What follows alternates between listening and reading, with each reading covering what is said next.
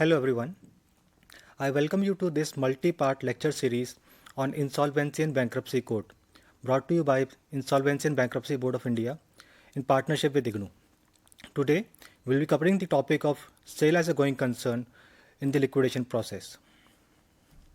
A company interacts within the economy in multiple ways. It provides employment to people, which in turn support their families. It provides businesses to their vendors. It also provides tax revenues to the government authorities, and it also provides products to the customers. Hence, a failure of a company in an economy could affect the economy in multiple ways, affect the country in multiple ways. Therefore, it is very important to try to save each and every company. The Insolvency and Bankruptcy Code is a beneficial legislation which tries to put a company on its feet. Therefore, it try to save every company. So it is very important to keep a company as a going concern in the insolvency process. The Bankruptcy Law Reform Committee, which conceptualized the Insolvency and Bankruptcy Code, it said that from the creditor's point of view, it is very important that a company is kept as a going concern. And a good realization can be obtained if the company is a going concern. And the code also, it emphasizes on keeping the company as a going concern.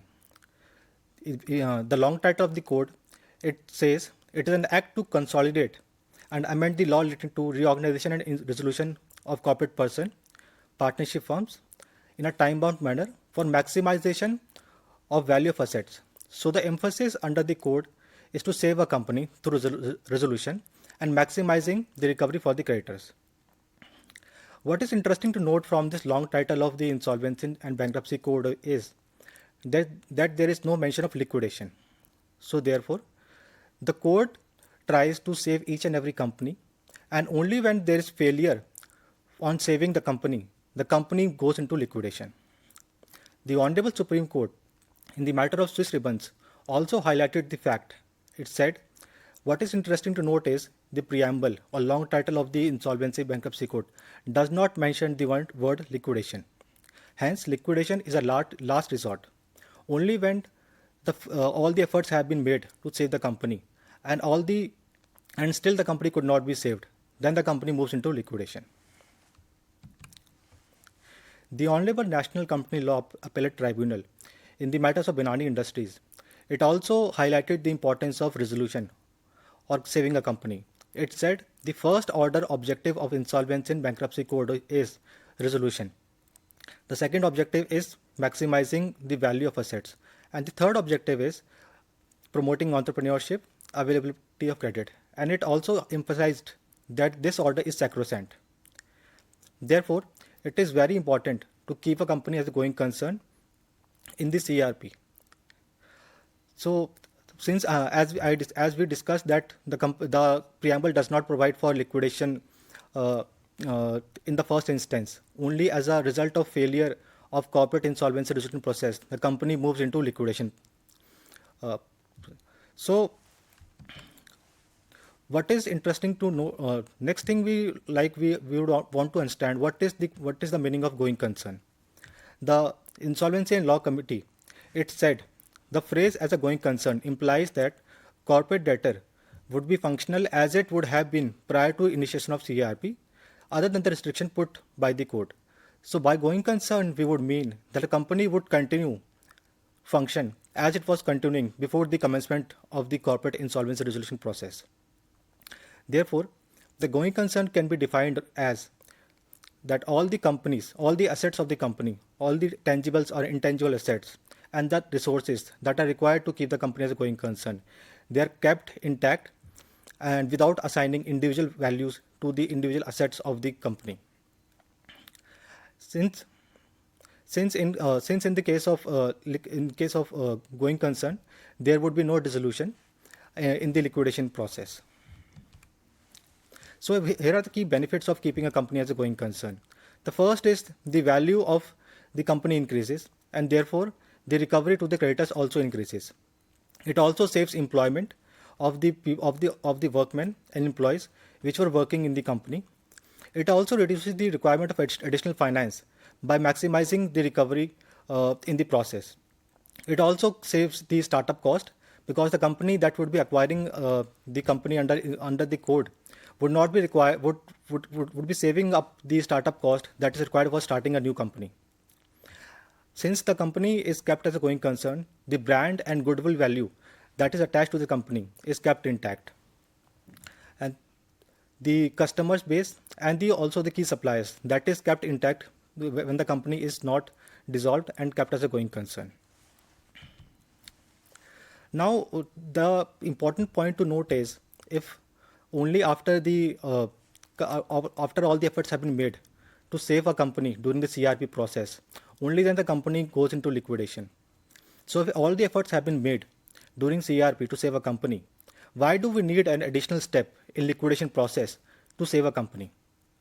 Here are few reasons we would like to think of why there is a need to give one more chance to a company in the liquidation process. A company may fall into liquidation due to various reasons, such as timeline issue.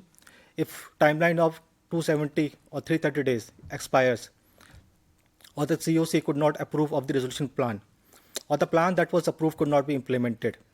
In such cases, it may still be possible to save a company during liquidation process.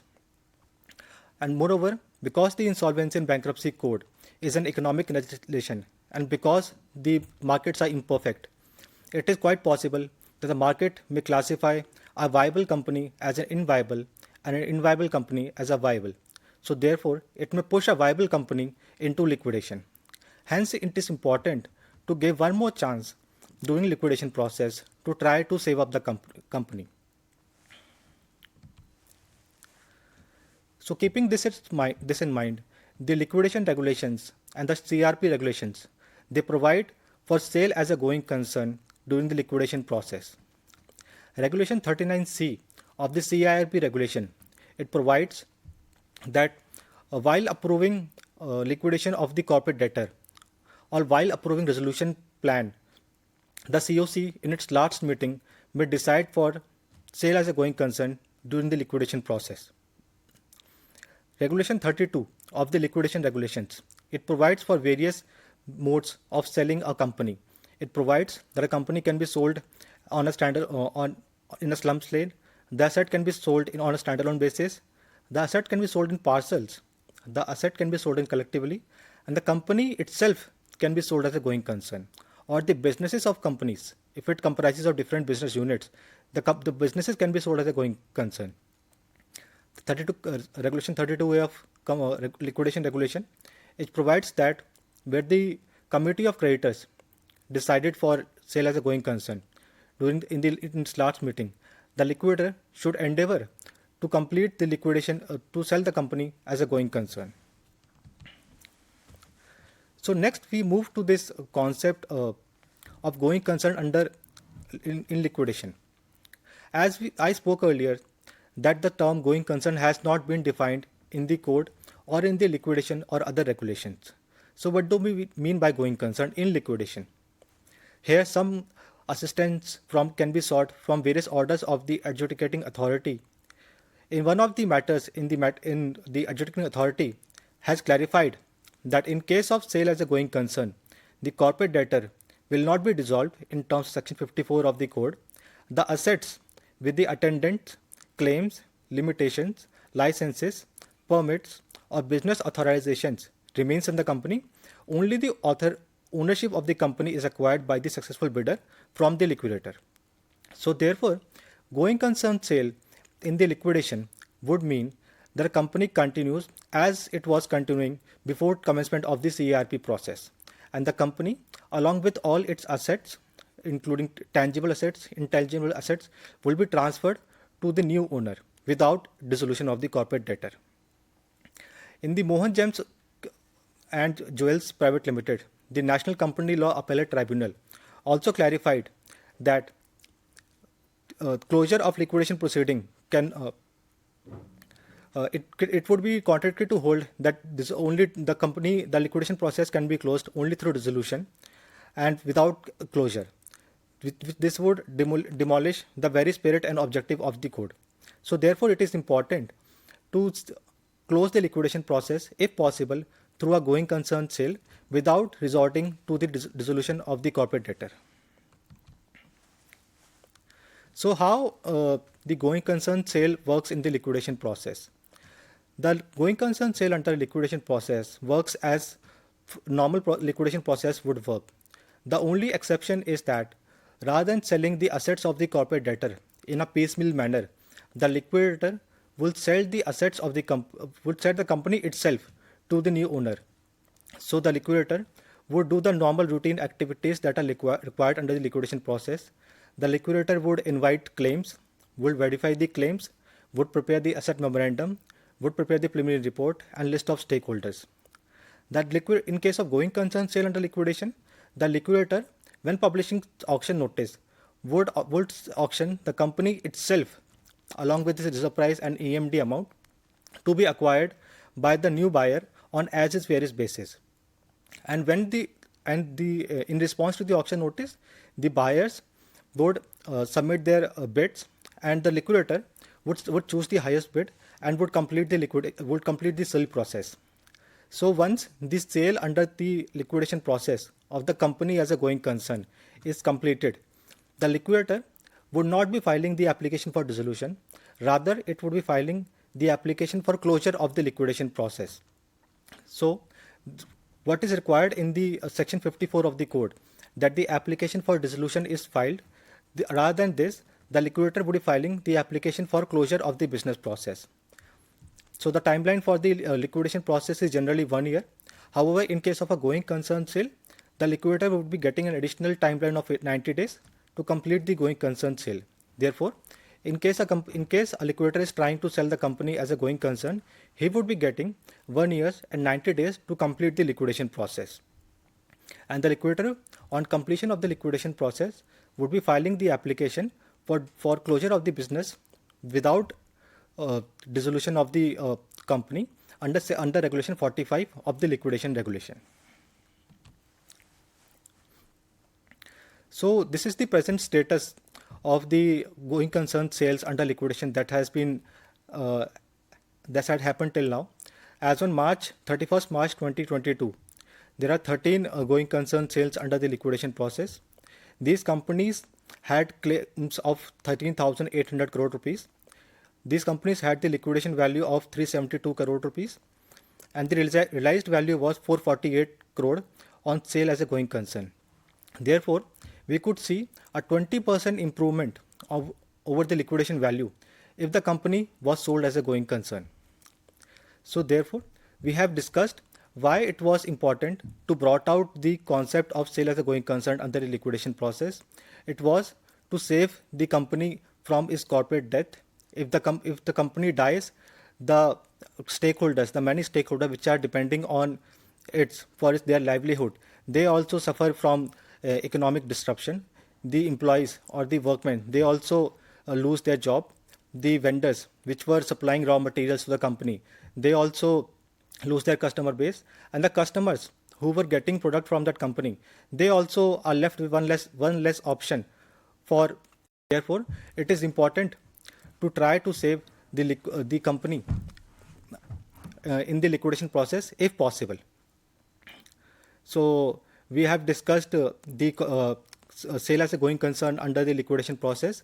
One more way in which a company can be saved during the liquidation process is through the compromise or arrangement under Section 230 of the Companies Act. Regulation 2B of the liquidation regulation, it provides that where a compromise or arrangement under Section 230 of the Companies Act has been proposed, the same should be completed in the liquidation process. In case of successful compromise or arrangement, the company also survives and there is no dissolution. So there are two ways after the liquidation process by which the company is not dissolved and the company continues as it was continuing before the commencement of the insolvency process. So these 13 companies that have been closed without dissolution, these companies, they include some of the big names. The first name is the Topwatch, which we discussed earlier. the admitted the recovery, though when compared to the admitted claims, the recovery is less. But when we compare this number with the normal dissolutions that are happening in the liquidation process, they are much above. As we discussed, the liquidation value is over 20% of the realized value, though in other cases we are seeing the recovery is closed, and in some cases even less than the liquidation value. Therefore, it is important that the company is saved during the liquidation process, if possible, by giving it one more chance for selling the company, by selling the company as a going concern. Next, we'll move to the concept of normal liquidation process. So normal liquidation process, along with how the company is actually sold as a going concern. So as we discussed, the liquidation process when a liquidator is selling the company as a going concern is generally more or less same to the normal liquidation process. So what would be happening is the liquidator would be inviting bids for selling the company as a going concern. So what it would mean that it would be publishing the expression of interest for selling the company as a going concern. In the expression of interest, the company would be writing down the USP of the company, what are the major businesses of the company, what is the turnover, and what are the other USPs of the company, on why would anyone would be willing to acquire that company. In response to that expression of interest, the liquidator would be getting some responses on buying the company. The liquidator would then conduct the auction process. The liquidation regulation provides that normally the liquidator would conduct online auction, and in some exceptional cases it can conduct physical auction also, but generally a normal auction is conducted. In response to the auction process, the liquidator will select the highest bidder, and when the liquidator selects the highest bidder, it would then confirm the sale by giving a sale certificate to the highest bidder. However, now as we are seeing that the company survives after the liquidation process in case of a sale as a going concern, the end result should be same to what happens after the corporate insolvency resolution process, because there also the company is being saved, here also company is being saved. The company is not being dissolved in both of the cases. However, there are some issues which are yet to be clarified when the company is being sold as a going concern. The first issue is regarding the concessions and reliefs which are sought by the liquidators when filing the liquidation application. So the company, when it is being sold as a going concern, the liquidator, when filing the application for closure of the business, they also say to the NCLT that there are some reliefs or some concessions which are required by the prospective buyer so as to continue the business as it was continuing before the commencement of the insolvency resolution process. And in second case, the liquidator, in some cases, because the section 32A of the CRP process, that also provides for a clean slate of the liquidation of the corporate debtor. But in one of the matters by the National Company Law Appellate Tribunal, the Honorable Appellate Tribunal has held that in case of a going concern sale, only the assets would be transferred. The company would be transferred on as its various basis, and the assets along with liabilities would be transferred. These issues are yet to be clarified, because when we think of normal liquidation process, what we think of is the proceeds that are received in the liquidation process. These proceeds would be distributed to the stakeholders in terms of section 53 of the code, and the company would be dissolved.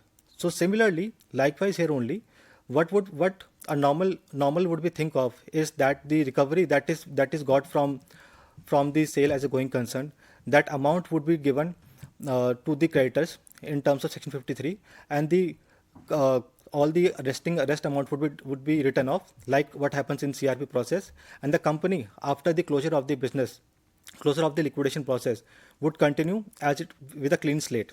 However, there are few conflicting judgments by various forums on whether the liabilities during the sale as a going concern, they continue after the closure of the process or not, because normal understanding says they should not be continuing.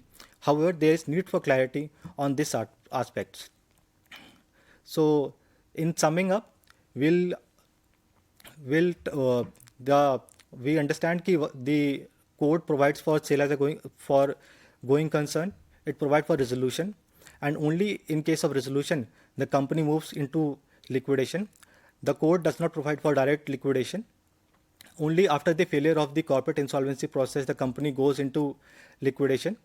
However, the court also does not prohibit sale as a going concern under liquidation process, because of which the Insolvency and Bankruptcy Board has inserted Regulation 39C in the CRP regulation and Regulation 32 and 32A in the liquidation regulations, which provides that the CD can also be sold as a going concern in the liquidation process. The liquidation, the why this was inserted, so as to give one more chance to save the company.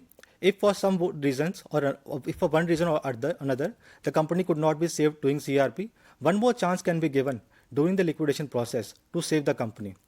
And we have seen that in 13 cases that have been closed till now, there has been 20% recovery over and above the liquidation value when these companies were sold as a going concern.